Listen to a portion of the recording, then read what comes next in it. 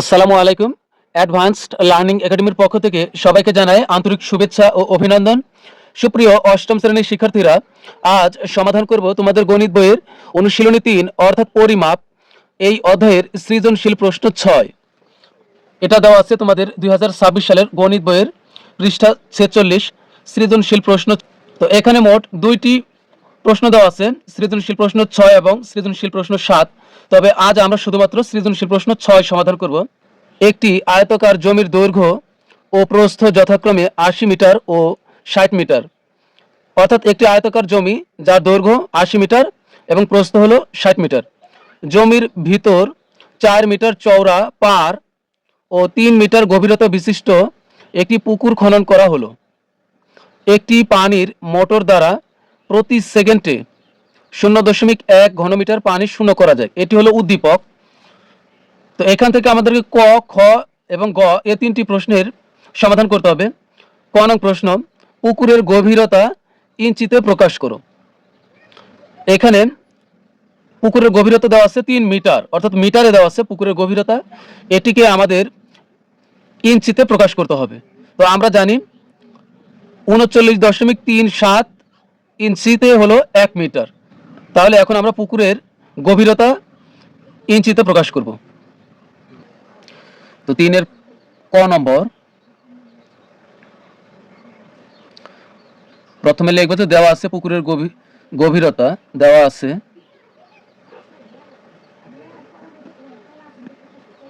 পুকুরের গভীরতা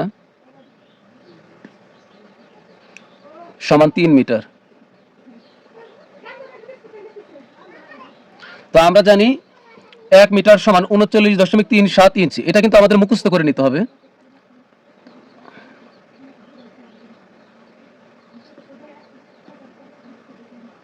আমরা জানি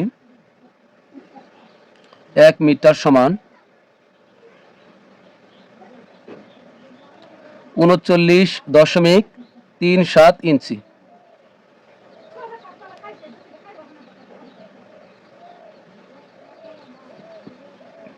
সুতরাং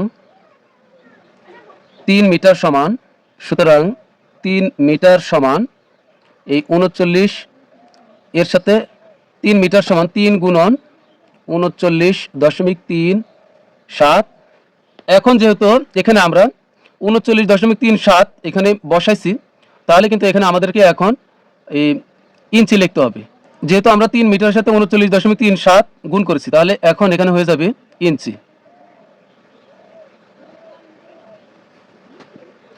এটা আমরা গুণ করব। ৩ গুণন ৩৯.৩৭ সমান হবে ১১৮.১১ ১18.11 ইঞ্চি। তো এখন আমরা লিখব যে সুতরাং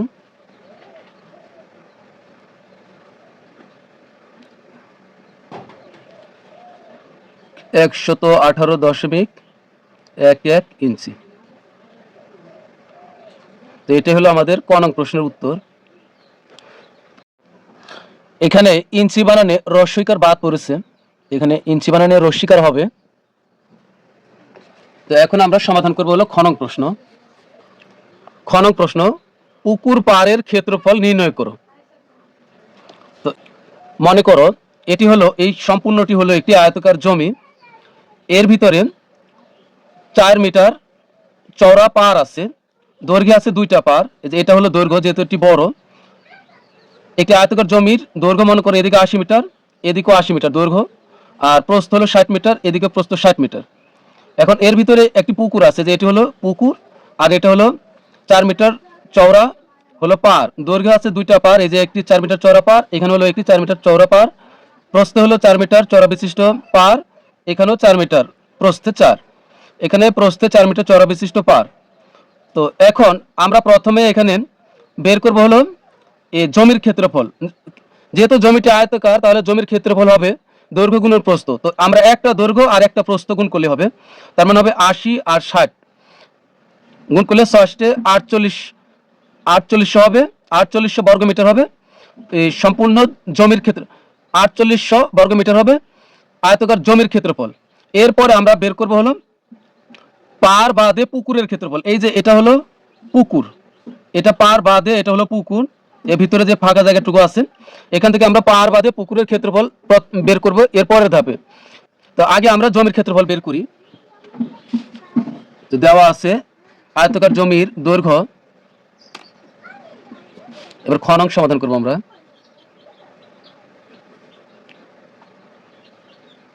দেওয়া আছে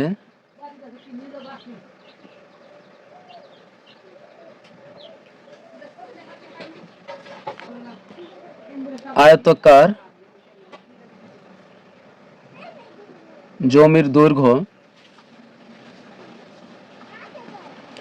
সমান হলো 80 মিটার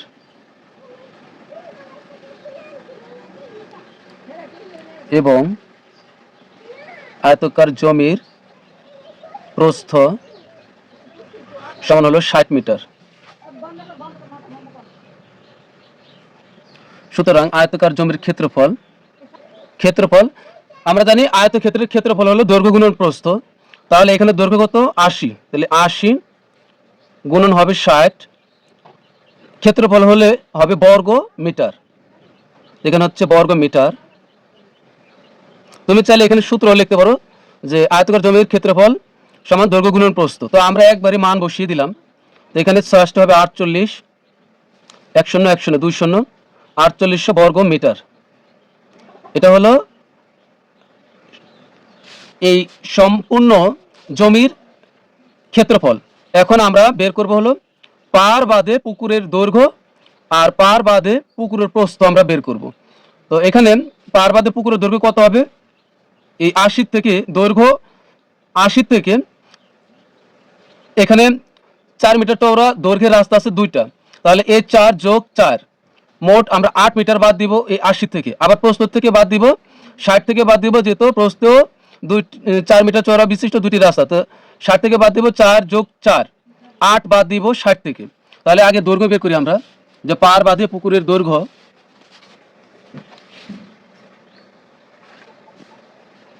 পার বাদে পুকুরের দৈর্ঘ্য হবে এই 80 বিয়োগ 4 যোগ 4। তবে তুমি চাইলে এখানে 4 গুণন 2 দিতে পারো, অর্থাৎ 4 মিটার চওড়ার জন্য হবে 4 আর গুণন, যেহেতু দৈর্ঘ্যের দুটি রাস্তা এজন্য হবে গুণন 2, অথবা তুমি 4 যোগ 4 দিলে হবে। তো এখানে হবে মিটার। তাহলে 80 থেকে যদি আমরা 8 বিয়োগ করি, আগে একবার বিয়োগ করিনি আমরা, এখানে হবে 8 মিটার, হবে 72 মিটার। তো আবার পার বাদে পুকুরের প্রস্থ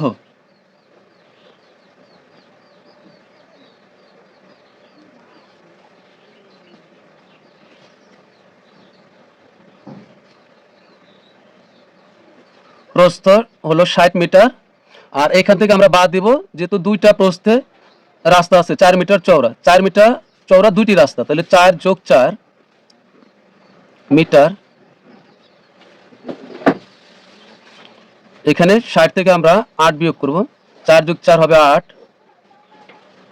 এত মিটার সমান হবে 60 থেকে 8 বিয়োগ করলে হবে 52।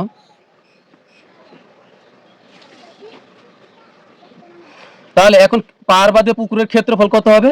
এই যে এই 72 আর এই 52 গুণ করবো আমরা, সুতরাং পার বাদে পুকুরের ক্ষেত্রফল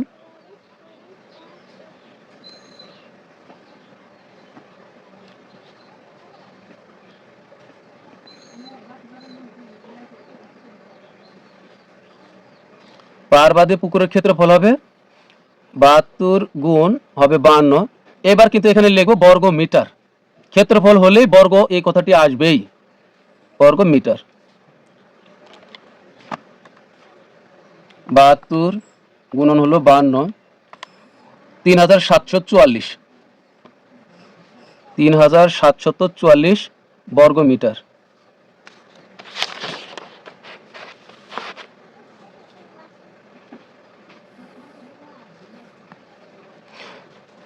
এখন আমরা বের করব যে পুকুর পাড়ের ক্ষেত্রফল। তো পুকুর পাড়ের ক্ষেত্রফল কিভাবে বের করব? এই যে এখানে আমরা পেয়েছিলাম সম্পূর্ণ জমির ক্ষেত্রফল কত, 4800 বর্গমিটার। তো 4800 বর্গমিটার থেকে আমরা পার বাদে পুকুরের ক্ষেত্রফল, 3744, এটা আমরা বিয়োগ করে দিব। তাহলে আমরা পেয়ে যাব পুকুর পাড়ের ক্ষেত্রফল। তাহলে এখন লিখব, সুতরাং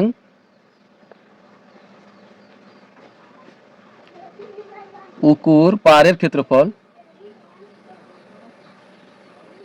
পুকুর পাড়ের ক্ষেত্রফল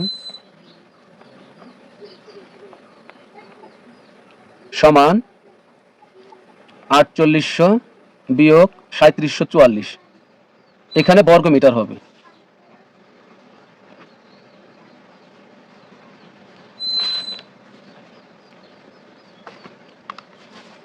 আটচল্লিশশো বিয়োগ 3744, তাহলে হবে 1056 বর্গ মিটার।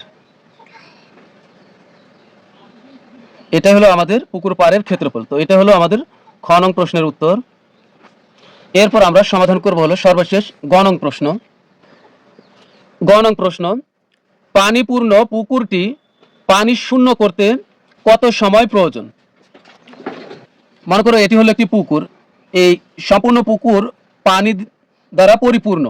এখন এই পানিপূর্ণ এই পুকুরটিকে পানি শূন্য অর্থাৎ এটাকে খালি করতে, এখান থেকে সমস্ত পানি বাইরে বের করে দিতে কতটুকু সময় লাগবে তা আমাদের এখন বের করতে হবে। তো এই জন্য আমরা পুকুরের আয়তন বের করব। আয়তনটা, আয়তন কি? আয়তন হলো এই পুকুরে কতটুকু জায়গা আছে, এই আমরা এই আয়তন বের করব। তো এর জন্য লাগবে পাড়বাদী পুকুরের দৈর্ঘ্য, পাড়বাদী পুকুরের প্রস্থ এবং পুকুরের গভীরতা। আয়তনের ক্ষেত্রে তিনটি বিষয় লাগে, দৈর্ঘ্য, প্রস্থ, উচ্চতা, অথবা দৈর্ঘ্য, প্রস্থ, গভীরতা। এই তিনটি বিষয় অবশ্যই লাগবে। তো এখন আমরা পুকুরের আয়তন বের করব। তো এবার হলো 3-এর গ নং। তো আমরা খ থেকে পাইছি, তো এটা লিখব, খ হতে প্রাপ্ত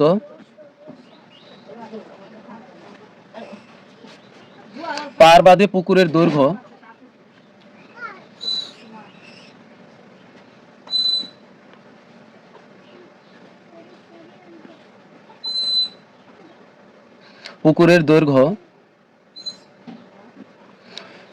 হলো 72 মিটার।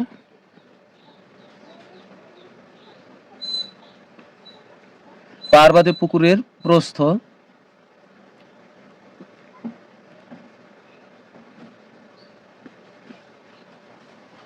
তোমাদের কিন্তু চিত্র আঁকতে হবে না, যদিও তোমাদেরকে বোঝানোর জন্য চিত্র আঁকা হয়েছে। পাড়বাদী পুকুরের প্রস্থ সমান হলো 52 মিটার এবং পুকুরের গভীরতা দেওয়া আছে 3 মিটার এবং পুকুরের গভীরতা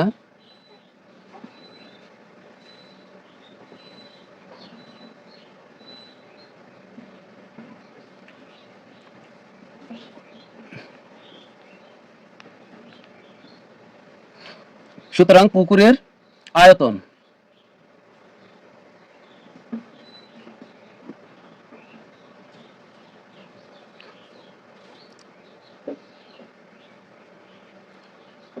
আয়তন বের করতে হলে দৈর্ঘ্য গুণন প্রস্থ গুণন উচ্চতা, এটি লিখতে পারি, অথবা দৈর্ঘ্য গুণন প্রস্থ গুণন গভীরতা। যেহেতু পুকুরের গভীরতা আছে, তো আমরা কিছুই লিখলাম না, আমরা 72, 52 আর 3 এই সবগুলো গুণ করে দিই একবারে। তাহলে 72 গুণন 52 গুণন 3, এখানে সূত্র লিখলেও হবে, না লিখলেও সমস্যা নেই। এখন আয়তনের বেলায় কিন্তু ঘন এই কথাটি আসবে, ক্ষেত্রফলের সময় আসবে হলো বর্গ, আর আয়তনের সময় আসবে হলো ঘন। তাহলে এখানে ঘন, এখানে যেহেতু মিটার আছে 3টি, তাহলে এখানে হবে ঘন মিটার।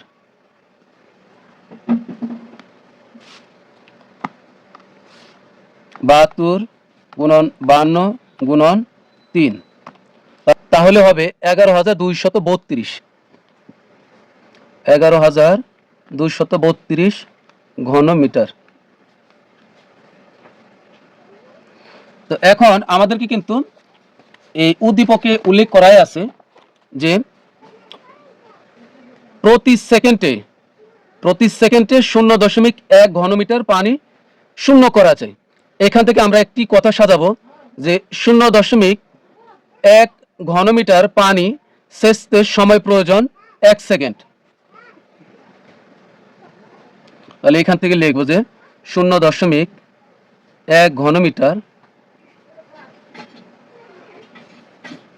পানি সেচতে প্রয়োজন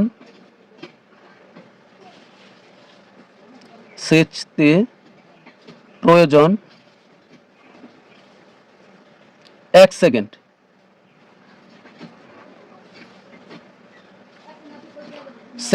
সুতরাং 1 ঘনমিটার পানি সেচতে প্রয়োজন, তাহলে এখানে উপরে 1 থাকবে আর এই 0.1 এটা যাবে এখানে নিচে, এত সেকেন্ড।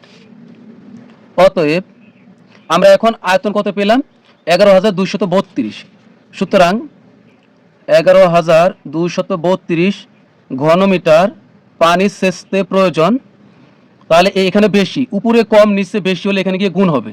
তাহলে উপরে 1 কম আর নিচে 11,232 এটা বেশি, তাহলে এখানে গিয়ে গুণ হবে। এখানে আগের থেকে আসলো 1/0.1, তাহলে এই উপরে গুণ হবে 11,232 সেকেন্ড। এখানে আমরা যদি এই একের সাথে 11,232 গুণ করলে 11,232ই হবে। এরপর আমরা এটাকে 0.1 দ্বারা ভাগ করব। 11,232 ভাগ 0.1, তাহলে এখানে হবে এই সব কিছু একই থাকবে, খালি শেষে একটি শূন্য হবে। এখানে হবে 11,232, পরে আমরা একটি অতিরিক্ত শূন্য দিব, তাহলে এত সেকেন্ড সময় লাগবে। তো সেকেন্ড দ্বারা তো আসলে প্রকৃতপক্ষে কত সময় বোঝা, এটা কিন্তু সঠিকভাবে বোঝা যায় না, এজন্য এটাকে আমরা ঘন্টা আর মিনিটে রূপান্তর করব। এখন আমরা এই 1,12,320 এই সেকেন্ডকে আমরা নিয়ে যাব হলো মিনিটে, মিনিটের পরে আমরা নিয়ে যাব হলো ঘন্টাতে। যেহেতু সেকেন্ডের পরের ধাপ হলো মিনিট, তাহলে আমরা মিনিটে যাব। তো আমরা একটু এদিক থেকে লিখব। আমরা জানি 60 সেকেন্ডে হলো 1 মিনিট, তাহলে আমরা 60 দ্বারা এটাকে ভাগ করব। 1,12,320কে 1,12,320 একে ভাগ করব 60 দ্বারা। 60 দ্বারা ভাগ করলে এখন এই সেকেন্ড এখানে হয়ে যাবে মিনিট। তো এখানে আমরা সাইড দিয়ে একটা নোট লিখে দেব, যেহেতু 60 সেকেন্ড সমান 1 মিনিট, 60 সেকেন্ড সমান হলো 1 মিনিট।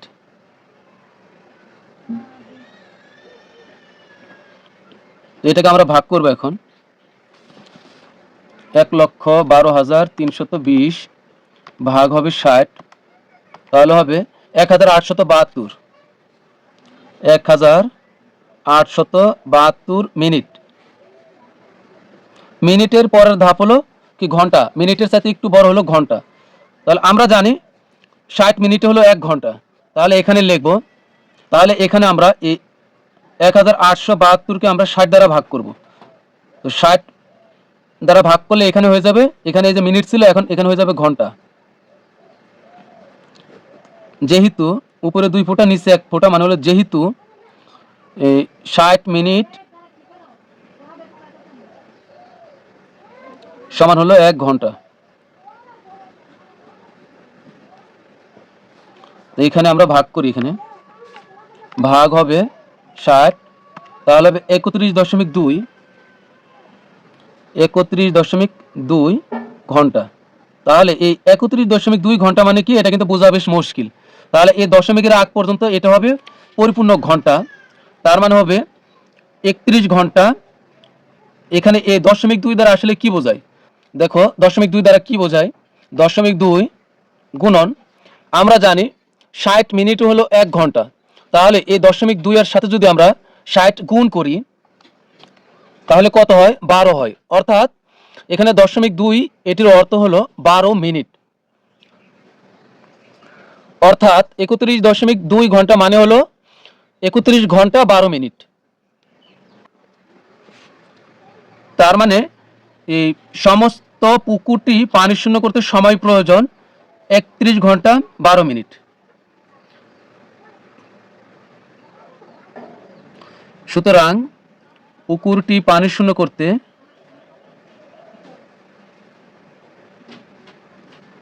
পানি শূন্য করতে 31 ঘন্টা 12 মিনিট সময় প্রয়োজন।